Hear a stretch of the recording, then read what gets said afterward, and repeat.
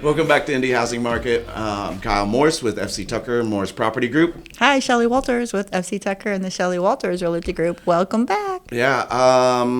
So stats are some of my stats when we get into it are a little bit off. There's just some data that was like I had a house when I was looking at the data in Noblesville that was negative 7,600 days on market, which is like 20 some years or something like that. And then one in Fishers was like negative 16 days. And so like I just don't have a lot of faith in the data today. I think something's going on with the system. So I didn't do it. I know you did. You didn't have any of those problems like I did. You didn't have any of the negatives. No, I never saw a negative, but I have in the past. Yeah. And we've always wondered, how does that even happen? How does that, like, dude, going back in time, I guess. Yeah, when you go to put the information in, like it lights up red and it says you can't do this basically. Mm-hmm. So I don't understand how it gets through there. It's clearly a data entry thing, but it needs to get cleaned up. I'll report it, all that stuff. But I wanted to talk about listings for sure. Good and bad. But you were saying that, we had the meeting here in Tucker's office today about listings, and there's a lot of good information. It seems like it's always the same repeat, but it's getting to matter so much more now for people to get back to the basics. It is, and obviously right now we have an election coming up, so I do have a lot of buyers all of a sudden, which is interesting. So the other thing, I know I'm kind of like popcorning all over the place here. Rates are at like 6-7 right now. Yeah, they went back up. Significantly, right? So there's a lot of discussion around 2-1 buy downs, which we can get into all of that, right? Basically, have seller prepay your interest for the first 2 years, and it goes down equivalent of kind of like 2 points the first year, 1 point the second year, and then your actual interest rate the third year, which makes a big difference. It really does. We were talking about that a lot for a while. We were, and it kind of went away. It disappeared. Not important because it just kind of became, the seller's market is still. But don't you think we may be in a close to a buyer's market? So I was on the panel today. I'll just apologize in advance. My congestion is ridiculous. I'm sniffing like it's... I sneezed maybe 80 times yesterday. Yeah, sniffing like I was still got a miserable drug habit or something. Like it's, anyways, but so we were talking about it, and I absolutely think it's a buyer's market acutely right now. I can't tell you if it's going to be in the spring. My projection is that it won't be because we'll be through the election. I think things will settle down. I think it'll be more of a seller's market then, but like right now we're 100% in a buyer's market. Now the problem we have, most people aren't used to a buyer's market and they don't know how to behave in a buyer's market. Like I hate to say it that way, but... Well, sellers don't believe us either. Sellers don't believe us. So they still have the attitude that I can get as much money as I possibly can out of the house and let's list it higher and let's hope for multiple offers and everything, and it's just not the case. The stats don't even show that. And buyers think a buyer's market is like, let's throw 100 G's under list type stuff. And I'm like, yeah, that's not really what it means either. It doesn't even mean 50 under list, quite honestly. But a buyer's market to me is we have a lot to look at and we can make a decision. We can go back twice. Correct. I have one buyer group that I'm working with in Fishers. They've looked at probably 20 houses. I can't remember the last time I've had to do that to find them something they really like. But sellers need to understand, if any of us have buyers out there looking at the same price point over and over and over again as we go out, the ones that are just shiny pennies and look beautiful, we're prepped and ready to go, are going to pop off the market immediately. Yeah. We're going to say that over and over again, but they're going to pop off the market immediately because my tired buyers are going to walk into that house and go, oh my gosh, this is so much better than the last 10 different. We saw. Yeah. So I have some buyers in Fishers in the 4 to 5 range, and we have passed on for sure 20 houses. That's where we are. We've been close on a couple. One of them did sell really quickly or whatever. The ones that you walk in and go, oh my gosh. Because there's such a huge discrepancy of these buyers walking into this house after house after house that was not prepared to the one that was. Like, you need to know, Mr. and Mrs. Seller, you need to be still, even in a buyer's market, your house needs to pop because you're going to compare against others and tell me, I'm just telling you, I should say, you do it, you're going to stand out because so many people still are not preparing their houses. We've passed on pretty good houses just because we know a pretty good house will come again. Yeah. And so... Yeah, that question of, do you think another one will come on the market? Yeah. Yes, it will. Yeah. Yep. Even in November and December, yep. So when I was on the panel today, what I told them, I said, price doesn't even matter. Condition matters. Yes, Condition absolutely. is the number one indicator. I have not seen somebody go into a house and say, hey, it's listed 450 or 350, but the condition really should be at 340. And so like, let's do this. People are just out. Yeah. Like if the condition is not there, they're just out. And it is just mattering that much. We looked at 3 houses this weekend, a different buyer. 2 of them sold over the weekend, and it was 100% because of their condition. The other one was a really good house with really good lot, really good price point, amazing location. Condition was lackluster when we showed it, and it did not make it. And of the 3, it probably should have sold the quickest. And it will probably sit for 45 days just because of condition. Well, we also talk about, like, so some of my listings I have getting ready to go up is condition cannot really be taken care of. Out of state, estates, that kind of stuff. But there's certain times there's properties that if they have that unicorn, let's say 5 acres, beautiful land, that kind of stuff, condition can potentially be a little bit off. If they're looking for land, we were talking about pools. If they really want a pool, that's already there. $100,000 you won't be doing if you really want a pool, and deal with it. But if your house is just the standard, third of an acre, the traditional home, 4-bedroom, 2.5 bath, and there's a bunch of other ones out there, you have to be the one that sticks out still today if you want top dollar. Otherwise, you are going to get a price lower offer. Yeah, I think. Yeah, so one of the discussions was like, so if you're not in condition, how do you price it? And like, that's very hard because I don't even think if you drop it, from what I have seen here over the past few months with buyers, even if you price it really low based on condition, you will still sit because of condition. And you know what I say about... They don't even care about the deal. No, because here's the thing. In a buyer's mind, they're walking in and here's what you're asking. And even if they've been looking at houses in the same price point for 3, 4, 5 weeks and they kind of know the idea, if they walk into the house, let's say it should have been easily, if it was in good condition, a 350 house, but somebody lists it at 320, knowing it's a condition issue, the buyer is going to already think it's in bad condition and go against that. Yep. So no matter they're what, still going to lowball you on yeah, it. Yeah, whatever the price is, they're still going to think at 320. Boy, it still needs a lot of work. That's what they're asking. So all will go lower, even though the real market value is 350. Even in its condition, potentially, you can't price against it. Even if you went to 290, a buyer's still going to go, but it still needs work, and it's really hard to convince them that you've got a good deal here. Right, and I think part of it is because of inflation and all these other things, and people do not have the liquidity for the repairs, and they don't know what repairs cost. Like, I know what repairs cost, so I can tell my clients, but there's still, like, you got to have that money to be able to do it, and like, it's just tight for people right now. Well, first-time home buyers too, which is a lot of my buyers that I'm dealing with lately is, like you said, that having that liquidity, but they're moving in. They don't have that. Usually they're in an apartment, they're trying to get out of it, and they've pushed up against the end of their lease. They don't have the luxury of going in and doing all this work and then moving in. So painting or, doing flooring or whatever. Yeah, just to make that change is, besides having the money afterwards, is just the ability to do so. Yeah. They don't have that. Like, a lot of times people more in the higher price points, they just stay where they are and make it all work. But I just think that's as easy for the younger ones. If you have the ability, you absolutely need to do everything you can to get condition at a pristine level. One of the other things that we talked about, and I have opinions on things. I'm not the end all be all by no means. Like, it's just stuff I deal with, and kind of deal with consumer experience and kind of try to quantitate it into an opinion. I think virtual staging is stupid. Oh my gosh! I think that is the weirdest thing. It looks so good, and then they pop the next picture in. But what happens when they show up? Yeah, well, so the funny part is, like, people do virtual staging, and it'll show stuff in there, and then the next picture is of it empty. Yeah. I'm like, that didn't quite make sense, right?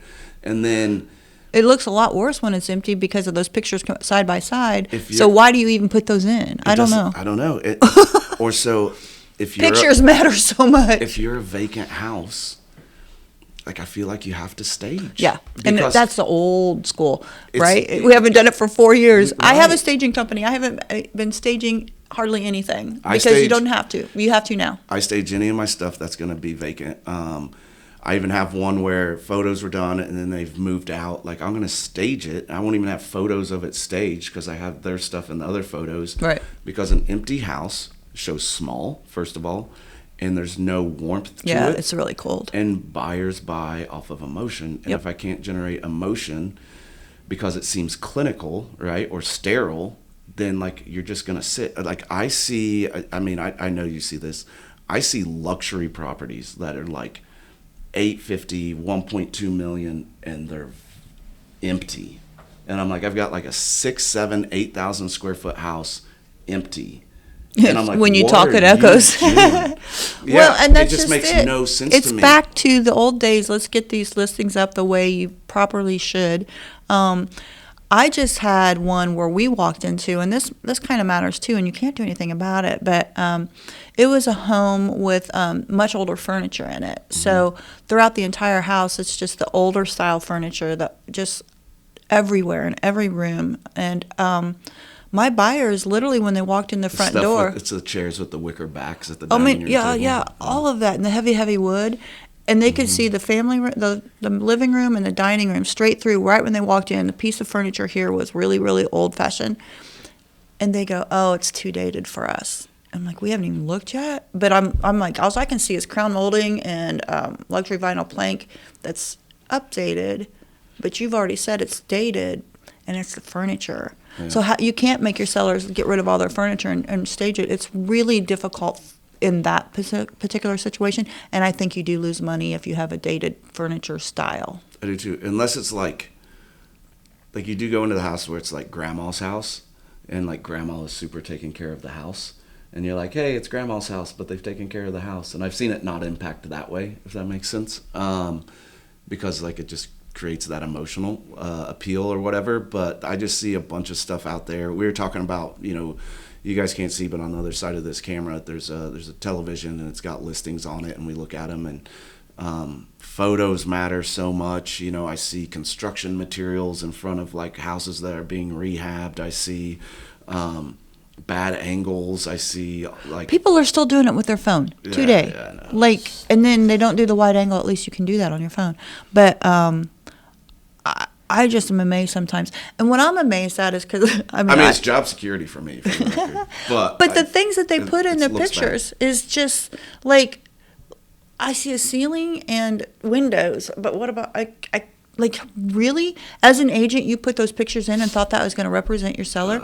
But then the fact that the sellers haven't said anything, and it's been on the market for like a month, like, I'm surprised the sellers aren't going. But they don't know what should or shouldn't be done, maybe. No, the agent should know. And so one of the other ones is kind of a pet peeve. This is just me going off on pet peeves, or where I wish our industry would do better.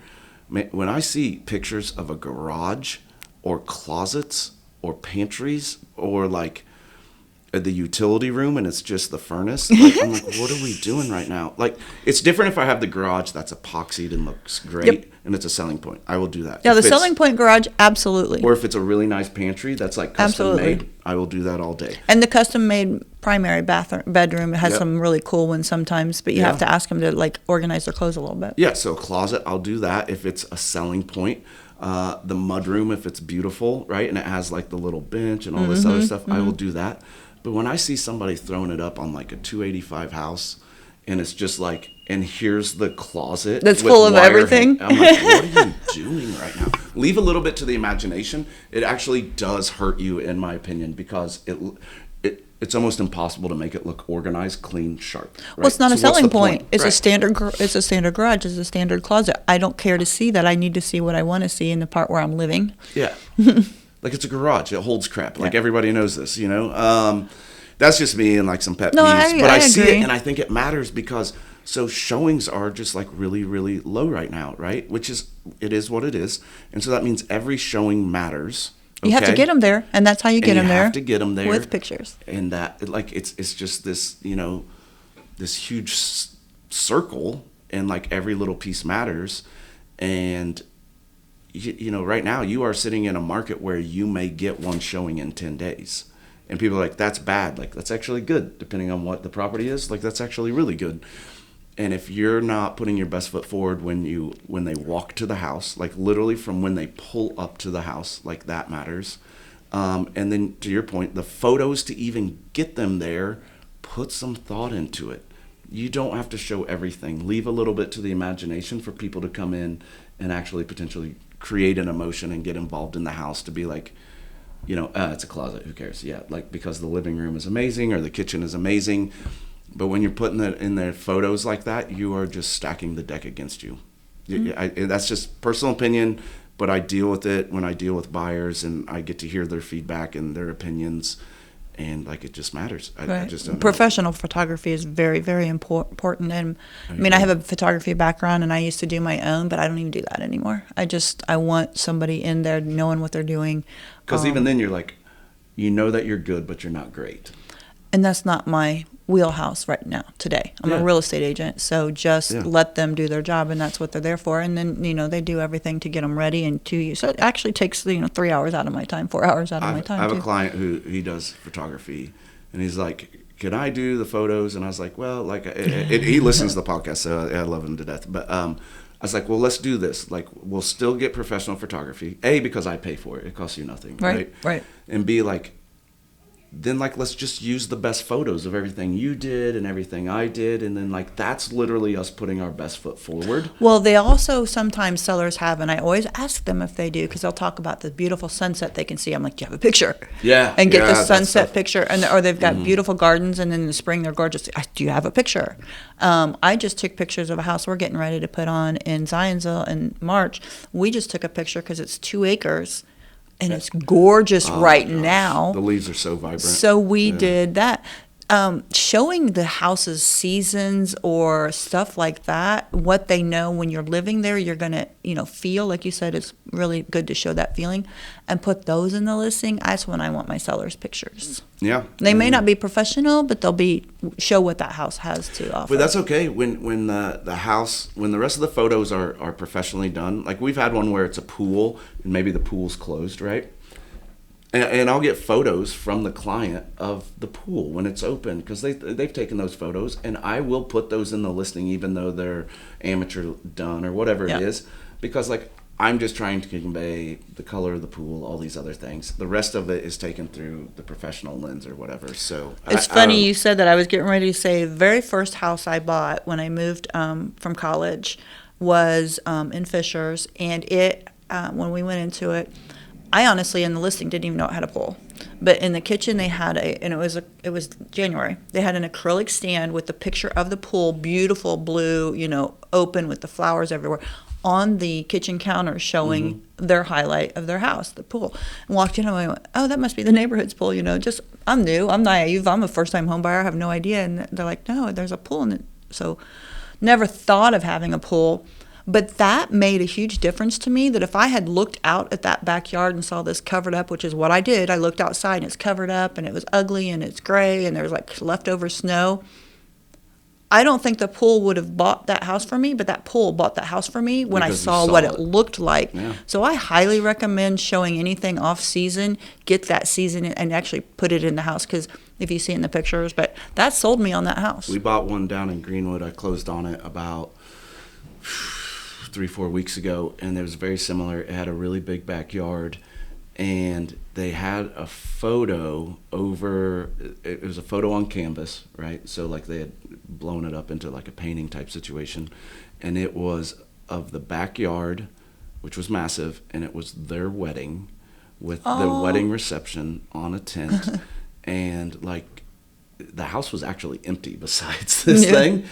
But that photo showed the backyard in such a good light, it sold it to my clients. That's interesting. Yeah. I had a couple days ago, I talked to an agent. She was getting ready to go to an open house, and she said one of the things she was struggling with is when buyers got to the house, they couldn't figure out where the furniture was. And she goes, "But I have virtual staging online." And I said, "Well, take the pictures and put up placards or paste them on the wall or do something where when they actually get to the house, they can still see what you're talking about, because they don't remember what they saw online." Yep. But at least do that, or actually really stage it for sure. Or was print the photos answer. out. That's why I said, Right. print them out, put them on the wall of each room. At least let them re-see what they saw online, or it just shows she needs to stage, because they're saying, "I don't understand the house." Here's the hard part about this, and this is just not going to go over well. but I don't care. That's just who I am. Here's why it gets done. It's cheaper. No, of course. That's literally it. I know. And it's like, I mean, I'm selling a very expensive asset. Why would I cut corners on that? Okay, here's the stats on staging. The stats on stages is they sell much faster. Yes. And I'm not going to throw the percentage because I forget. Yeah. And they sell for higher price, period. Yeah. So. But what does staging mean? Because I also see agents who are kind of like, oh my God, I know what you're going to say. Yeah, they're kind of like, hey, I did this, and this. I put staging. I put some canisters on the kitchen table or kitchen counter, and I put a green plant in the bathroom, and it's staged. Like now, I'm talking about all different furniture, yanking stuff. But like staging always doing it pays for itself. So if you have a $300,000 house and you spend $2,000 on staging, are you going to get the $2,000 back? Absolutely. Okay, we're going to disagree here. I don't know. I can't prove it, but I mean. And so I got to stick to stats, right? And so I agree with you inherently as an opinion. I don't know if the data supports it, but what I can tell you for sure is if you don't, it will cost you money. Well, days and so on it's market. kind of like, yeah, that's what days I mean. on market carrying costs and all that stuff. That's what I'm saying. For $2,000. So I don't know if it makes you money, but I definitely know it costs you money if you don't. Does that make sense? Well, you make your money if you're not not costing money. Correct. You're making money. That's what I mean. So it's $2,000. I Do it. don't know if I make additional every single time, but I do know it will perform poorly, which will eventually impact your bottom line, and you're going to wish you would have done it. Absolutely. That's the thing. And doing it after this, like you're on the market for 45 days and go, what should we do? Oh, let's stage it. Too late. It's too late. Yeah, your days on market's already doing that for you. You have to list correctly. And so that is one of the things that I also discussed. Sellers need to have a better idea of when they're selling and prepare for it better instead of just randomly doing, and I don't want to say randomly, that's not fair, but like 60 days out, they're kind of like, hey, I think we're going to buy, we're going to list. Like, you really kind of need these days 3 months in advance. Well, you need to do what you need to do to get it ready to make Correct. it and that takes time. There's one thing that I can highly recommend that I think makes a huge difference is when I walk into a house that has kids or animals and all their baseboards need cleaned or painted. Just painting the trim in your house takes a long time. Yeah. It's going to take a while, but the change in the pop of that house is huge. So even the trim being painted is a huge difference. Oh, we do all that stuff. I mean, I know you do. I have a commercial grade ozone machine that covers 4,000 square feet for the house, 2,000 square feet for mold. And like it wasn't that. I mean, it cost me like $700 or something like that. I mean, it wasn't cheap, but it wasn't like buying a used Camry or anything. Yeah, but a smell in a house can kill you too. Correct. That's what I mean. And so to me, and I bought that thing 5 years ago, I think, right? And it's still just running like a champ. And so like little things like that just matter a ton. Smell is huge. It's huge. And you know what? Nobody will say it out loud. Like agents, they'll totally ignore it. The listing agent will totally ignore it and, hope that nobody says it. But it comes back in feedback sometimes. So I don't want my seller to say, you didn't tell me. Yeah. I want to tell you this story. This is a whole different thing in regards to, this is about buyers. So I was in Nashville, Indiana this weekend and in the fudge store, my favorite fudge store. Anyway. Man, I bet the trees were really. It was gorgeous. Yeah, it was gorgeous. Right. I mean, the oranges are really bright. Yeah, you have to go to Brown County in the fall. You have to in Indiana, but so I was on the phone working, and the girl behind the counter said, "No working zone. You can't be working." And I said, "Oh, it's real estate. I just do it when I have to." I've got phone calls, and she goes, "Oh, well, I wish I could buy a house." Somebody behind me, they're in their 20s, I could tell, or late 20s, early 30s maybe, they said, yeah, us too. There's no way we will ever be able to buy houses. And I was like, okay, I really don't want to talk real estate here, but I go, so you're all both renting, right?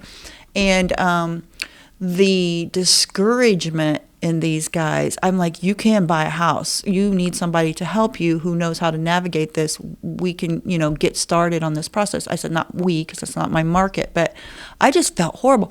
Then another one heard the conversation and came in, and they said their kids needed to buy a house, but there's never. So the parents were even telling their kids, there's no way you can do it. Perpetuating it. The whole thing about the first-time home buyers or the younger generation thinking they can't, is sad.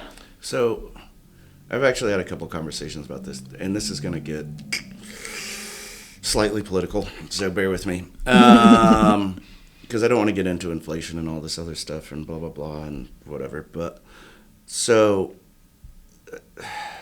man, I'm just going to get murdered for this. So there's like this misnomer like that the American dream is no longer alive, right? It's said every day in the media. Right. And it's like, like I can't do this and I can't do that and blah, blah, blah. And like, I first of all, I do agree, like it is very difficult out there right now. Like no two ways around it. But I also have a client who just bought a house, and an expensive house, like it was like in the threes, right? Who has been in the States for 2 years and did nothing but work and save their money and bought a house. Because she didn't spend the way we spend. Mm-hmm. She rented in like not the best place, and so there's some give and take here. And so what I see, and like I get it, like I want to live where I want to live and enjoy it, but like there's a tax to that, and it may mean like purchasing takes a longer time. Like what sacrifice are you willing to make for that? Like, my parents made sacrifices to be able to purchase their first house, et cetera, et cetera, et cetera. I see people who have insane car payments. Yeah. And they're like, we can never do this. Well, then like go buy like a $5,000 car or something that has like a $260 payment instead of a $500 or $700 car payment. And you can, but they're not willing to. I don't want to say that as a broad statement, because there's a lot of dynamics that come into it. You can have children, you can have an extra kid, like you can have divorce, death, blah, blah, blah. There's a whole bunch that can go into it. So don't just like rake me over the coals here. But like the average consumer, I would say they're not willing to make sacrifices in current living for future living. Well, the other thing too is to just buy a house that is in your means, and not try to buy above what your means are, and they have bigger eyes in their head. But it was just really sad to see the atmosphere in that room. Just all of a sudden, everybody's just like, not anger, but it was really not a heated conversation, but it's very emotional from these kids that I'll never get a house. And the parents saying, they never will get a house. And, I'm like, I can't help you, but please, if you're really interested, I will find somebody down here that you can talk to, because agents, you guys need to help these guys fulfill their dreams, or at least talk to them and find a way.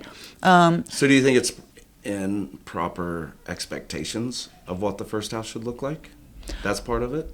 Well, we've talked about this so many times. Even mayors have talked to us about this, is they can't buy back where they grew up.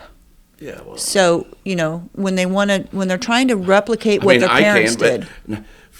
Everybody grew up in, you know what I mean? Yeah, different areas. Well, not me either. I grew up in a town of 200. So I can go back and buy in Martinsville, you can go back and it'd be a farm. Yeah. But anyway, it's unfortunate. So it is. I hate to see the dream being smushed by the media, but also just having them understand that if they go maybe a little different direction. It's a conversation, not a thing. Yeah. Right? Well, my closing yesterday, they were 23.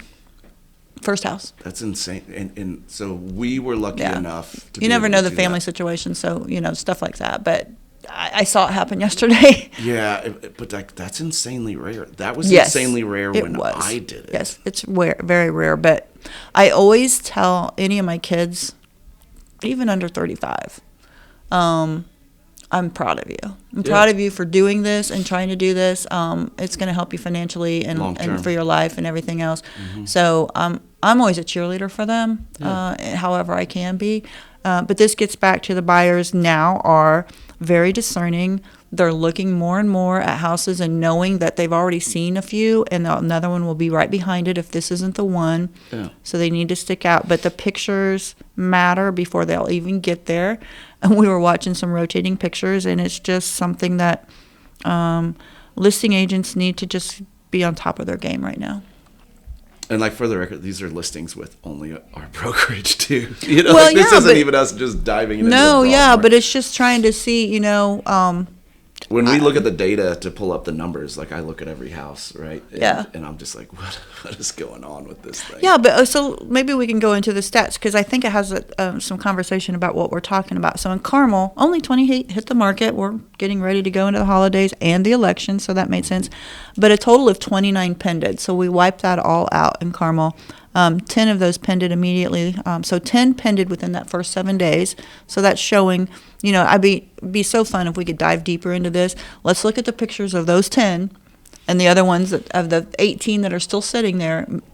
Picture-wise, what did it look like? But average days on market were 37 for the past 7 days and 14. So that's where we're standing in Carmel. The amount of houses that sold in the past 30 days were 108, so that's down a little bit. But the average days on market for the past 30 days was 22 and a median 8, so that went down. It's getting faster. Yeah, that's which is weird because I feel like my buyers are more patient, but they've also been looking for like 3 and 4 and 5 months, so they're like ready at any given but we've time. seen the ones that pop over the weekend compared to the ones that we've had one time with my people that they've already lost out on one because it was multiple offer and. You just never know when that's going to happen, so you have to be ready for it. But the list to sale ratio in Carmel right now is averaging 100%. So Carmel's pretty stable, doing really good. It's currently 151 active. But of the active homes, even though the last 30 days solds were 22, the active homes are sitting. So these are the ones that are still there. Everything else bypassed them, sold. They're still sitting there at 82 average days on market. That doesn't sell in a week. That's what it takes. 3 months. And here's that's the average. That's the average, and the median's 42. But changing that over to what they sold for, the 108 that sold in the 30 days was 22. There's a big discrepancy, 22 to 82. What's wrong with the 82? Is it pictures? Is it listing? Is it getting the house ready? Price? Whatever. We talked about it last week. Price, over like 47% of houses in Indiana had a price drop in September. So and I'm seeing those like crazy. I mean, it's like, you know what it is? It's just a normal house. Yeah. That's all it is. Yeah, nothing exciting. A normal house, that's what you're looking at. And like with another 151, this is obviously all price points. And no offense, most houses are just normal houses. Yeah, we just lived there. Now you feel different about it because it's yours and you have memories and you like this one feature, blah, blah, blah. Or you like red rooms. Yeah. I mean, just most normal houses, which is what, for the record, most of you live in. And most people want to buy just a normal house, but show me something special so I want to buy it. That's it. And that comes down to like listing it correctly, and that's pre-listing stuff to have it ready. Like that's just, we tell people like if we get delayed, this is what we're going to do. Like we're pushing it a week, that's just how I list. I have a listing right now. And he told me his contractor was done. I ordered pictures. We were ready to go live this week. I went in Saturday and walked the house. Not ready. And I texted him, and he wants it on so bad. And I texted him. I said, it's not ready. It hurts and he goes, bad. Can we just put it on the market? I said, no. Oh, gosh. And his contractor's going back Wednesday. Now I just told him, I'm sorry, but I'm not going to do that. It's going to make us closer to November or, the holidays, starting the holidays. But I'm not going to put it on the market. And a lot of it started to be piddly stuff. Like they didn't put the banister back up on the stairs. I'm like, well, that could be a liability for you. Yeah. They didn't put the new crawl space cover on. It's like animals will come in. I have reasons for doing it. And he agreed in the end. But he's like, we can't just do it while we're on the market. I'm like, no. Then the first buyer through there sees it all wrong. Yeah. So anyway. And you need every showing. Every showing matters. It only takes one buyer, but you don't want that one buyer to walk away. Westfield, 34 hit the market. Only 7 pended in Westfield. A total of 21 did of the full amount that were on the market. Average days on market in the past 7 days in Westfield was 38 and 26 was the median. 101 houses have sold in the past 30 days there. 46 of those were new builds. The average days on market there were 33 and the median 14. The average days in Westfield have come way down as well for sales. They're about 98% list to sale ratio. But that's because there's a lot of actives. So if I just kind of look at a lot of them are new builds, I should say. If I look at Westfield in past 7 days, 10 of them, of the 34, were new builds. So 24 weren't. 5 of those 7 were the pending ones. And the pending for new builds alone is 45. Average and median's 54. That's not normally flipped like that, but so a little higher. But this was really interesting to me. So 46 sold in the past 30 days there. Of those, 101, with the average days of 39 and the median 17, which that was kind of standard with all sales, including resales. But the list to sale ratio was really interesting to me, and this is where we haven't really hit with what builders are doing in today's market. But the list to sale ratio, the median was 93%. Builders are negotiating. Builders are giving away the baby. And their 97% was the average. So we're looking 97 to 93. Just know and get your agent to help you. Don't go in there alone, because I guarantee you won't get 93% list to sale ratio on your own. No, the last one I did, I got like $40,000 off list price. And you've got incentives in there. Like I saw a free finished basement, like last week. They're coming back in droves. Yeah, no, it's like, is this an old email? Yeah. I didn't get out of my email box. I also think that'll go away rather rapidly too, right? It's the end of the year, though. Yeah. Builders have incentives to get rid of these off their book. And with rates being higher, you can get better interest rates. Like, you can just get a lot. You just got to know what you're getting into with the new construction. I think it's a new build. My buyers that have seen 20 houses, the areas with the new builds are just too far out for them. And you know the biggest complaint I get? The yard. Yeah. Everyone wants a yard, and it's like, smaller, no trees. Yeah, I mean, your trees are just little toddler trees, and you're going to get a third toddler of an acre, trees, quarter of an acre, and I mean, the house is going to be amazing, and there's more common space, right? Common areas, but you're just not going to get like, kind of like Old Town Carmel stuff where you've got 80-year-old maple trees and stuff. There's a trade-off. There's the trade-offs we were talking about. Just, going in and getting a house that's going to be a really nice house, but just not quite what you're looking for. Or save up more money. Those are your options. Yeah. Wait till next year. Yeah. Zionsville, 8 houses hit the market. 0 of those pended. 4 total pended, with an average days on market of 38 and a median of 20 for the past 7 days. 35 sold in the past 30 days, with 29 days on market and 14 median. Those are coming down as well. 98% list to sale ratio. 72 are currently on the market, with an average day of 86 and median 44. So the actives have really high days on market. The solds are like half. So I'm very curious to see when these all start. Is it going to be onesies and twosies? So it's not going to make the averages go way up. Yeah. But at what point and why are all these other houses sitting much longer? Some sell. We've said it over and over again. Some sell immediately. Some sit. Yeah. There's no in between. Here's the worst part. We sit here and preach condition. Like, I can sit here and preach condition just for the hope that you sell quickly, because I also see perfectly fine houses in great condition sitting also. Well, yeah. And we never know. We can't compare or figure out what's going on with every house, but pricing it does matter, and trying to look at that as well as making sure that it's priced correctly. And if it's priced correctly and it's a great house, then it'll go. It's just our market. We can now blame it on the market. In Fishers, I had 22 go on the market. 15 are still active, so only 7 pended, but 27 actually pended.